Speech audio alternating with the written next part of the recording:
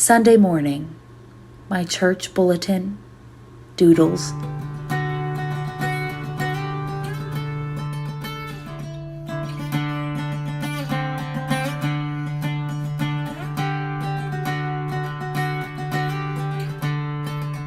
My feelings that had become so buried inside me, lost without God. An invisible constellation now across the world's weave and warp of time. I called him Grandpa, and he tolerated that. But really, he wanted us all to call him Stony. I was stone, you see.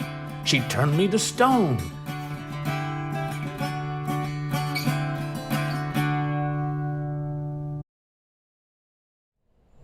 Generations of silence broken is still silence.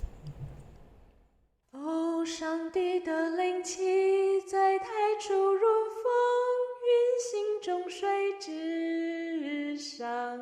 哦，上帝的灵气，天地万物的奇妙的诞生，来充满我们心灵，赐下你丰富恩典。